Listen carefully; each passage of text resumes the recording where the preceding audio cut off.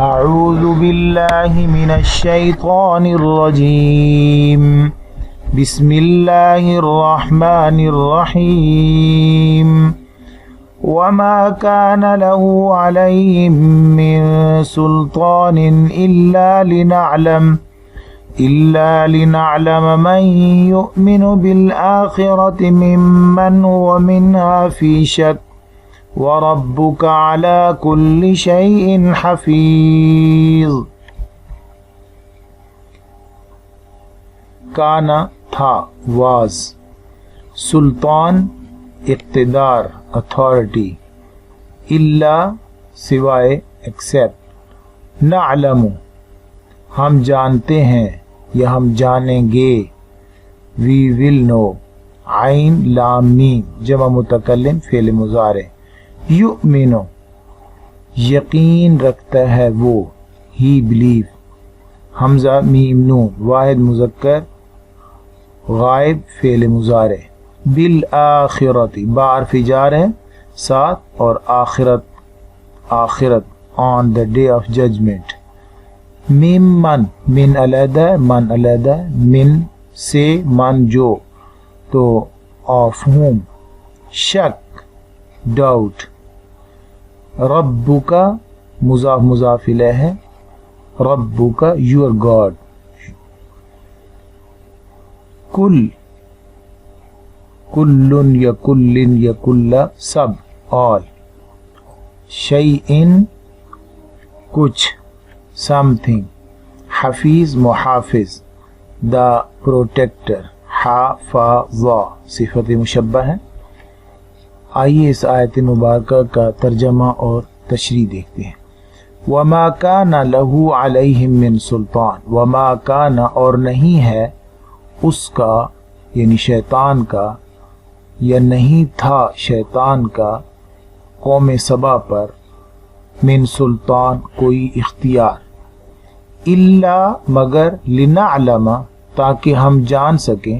من یؤمن کون ایمان رکھتا ہے، بالآخرت آخرت پر، ممن ہوا منہا فی شک ان میں سے جو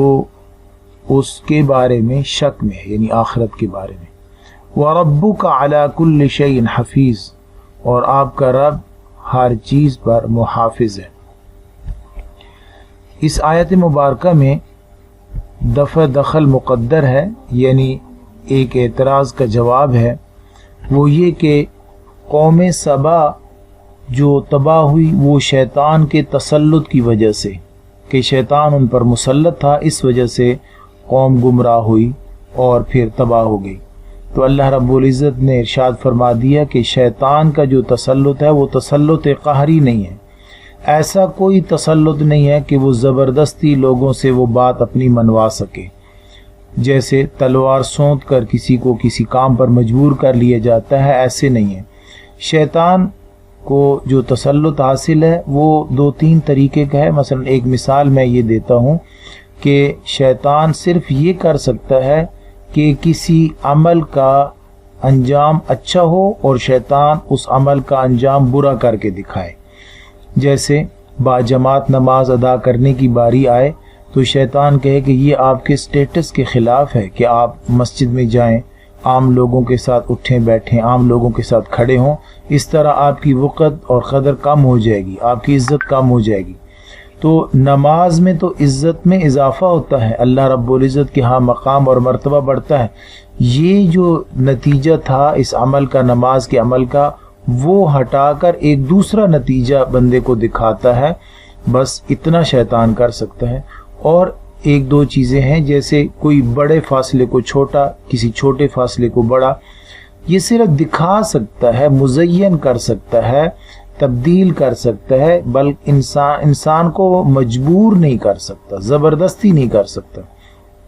تو اللہ رب العزت یہی فرما رہے ہیں کہ شیطان نے انہیں مجبور نہیں کیا تھا، شیطان کا ان پر کوئی تسلط قہری نہیں تھا۔ تسلط قہری اگر ہو تو پھر تو سزا صرف شیطان کو ہونی چاہیے، انسان کو نہیں ہونی چاہیے، اس لیے واضح فرما دیا کہ ایسا کوئی تسلط نہیں ہے۔ کیوں شیطان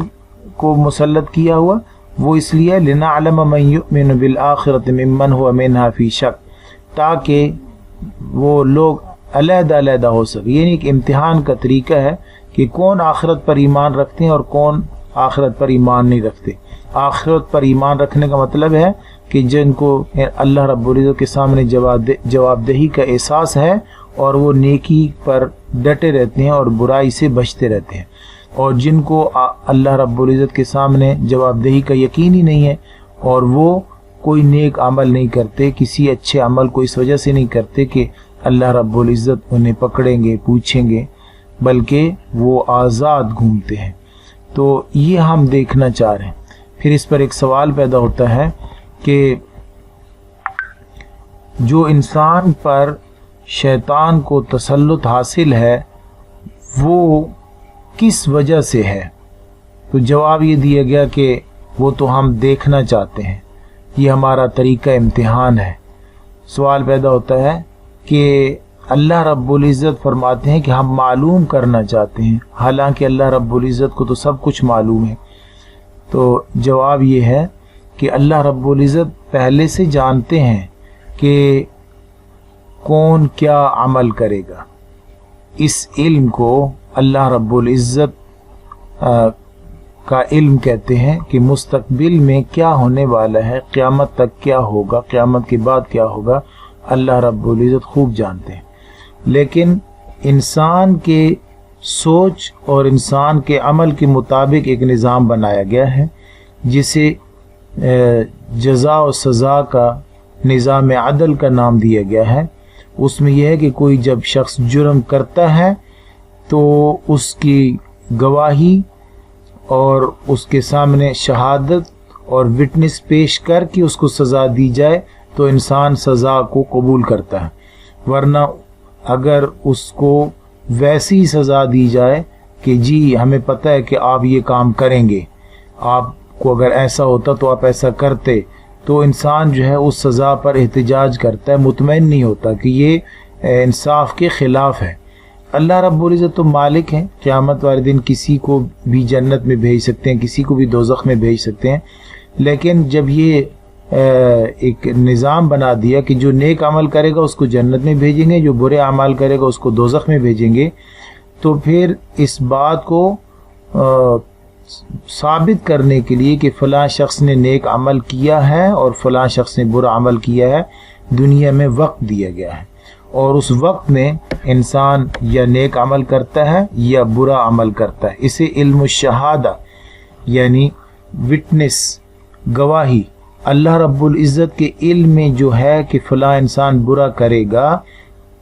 اس کے ساتھ ایک گواہی اٹیچ کرنی ہے کہ فلاں شخص نے یہ برا کیا اور اس کو موقع دیا گیا، اس نے دنیا میں آ کر وقت پر آنے پر اس نے وہ برائی کی، تو وہ وٹنس ہو گئی، وہ اس کی برائی جو ہے اس کی گواہی ہو گئی. اور قیامت والے دن جو ہے وہ قرین، یعنی جو انسان کے ساتھ دو قرین ہیں ان کی، اور جو اس کا نام اعمال ہے وہ، اور جن اعضاء سے اس نے وہ گناہ کیا، ان سب کو بطور گواہی کے پیش کیا جائے گا تاکہ وہ اپنے عذاب پر اور اپنی سزا پر احتجاج نہ کرے اور راضی ہو کہ ٹھیک ہے مجھ سے یہ غلطی ہوئی ہے، میں اسی سزا کا مستحق ہوں. تو اسے ہم کہیں علم الشہادہ. تو اللہ رب العزت کو قیامت تک علم ہے، لیکن علم الشہادہ جو ہے اس اللہ رب العزت کے علم کے ساتھ گواہی کو جوڑنا، وہ اس علم کا پیچھا کرتا رہتا ہے. یعنی جو اللہ رب العزت کے علم میں ہے اس کے مطابق وٹنس بنتی رہتی ہیں. اسی وٹنس بننے کو اللہ رب العزت فرما رہے ہیں لنعلم. اگر اس پر کوئی اعتراض کرے کہ یہ تو پھر اللہ رب العزت کی قدرت اور اللہ رب العزت کی علم کے خلاف ہے کہ آدھی بات کا اللہ کو علم ہے اور آدھی بات کا علم نہیں ہے، تو یہ اعتراض اس لیے نہیں ہو سکتا کہ اللہ رب العزت کو علم ہے کہ وہ یہ کرے گا. جیسے ایک بڑی چیز کے سامنے چھوٹی چیز کا آنا جانا، آگے پیچھے سب کچھ، جو کام ابھی تک اس نے نہیں کیا وہ بھی سامنے ہوتا ہے، ایسے ہی اللہ رب العزت کے سامنے ہے. اللہ رب العزت کے سامنے انسان کے مستقبل کے اعمال بھی ہیں. اللہ رب العزت کے علم میں فرق نہیں پڑتا، صرف گواہی کے طور پر اس کو اللہ رب العزت بطور ثبوت کہ اس کے ساتھ اٹیچ کرنے کے لیے انسان کو موقع دیتے ہیں۔ فرمایا لِنَعْلَمَ مَنْ يُؤْمِنُ بِالْآخِرَةِ مِمَّنْ هُوَ مِنْهَا فِي شَكٍّ، گویا کہ انسان اللہ رب العزت کی ہدایات اور شیطان کا انسان کو دھوکے میں ڈالنے کا نظام، یہ تینوں نظام مل کر ایک چیز کا فیصلہ کرتے ہیں کہ کیا فلاں آدمی اچھا ہے یا برا، کیا فلاں آدمی جنت کا مستحق ہے یا دوزخ کا۔ فرمایا وَمَا كَانَ لَهُ عَلَيْهِم مِّن سُلطان، شیطان کو ان قوم سبا کے بدماشوں پر کوئی زبردستی کا تسلط حاصل نہیں تھا۔ إِلَّا لِنَعْلَمَ مَن يُؤْمِنُ بِالْآخِرَةِ مِمَّنْ هُوَ مِنْهَا فِي شَكٍّ، مگر یہ کہ ہم جاننا چاہتے تھے کہ کون شخص آخرت پر ایمان رکھتا ہے اور کون شخص آخرت کے بارے میں شک میں مبتلا ہے۔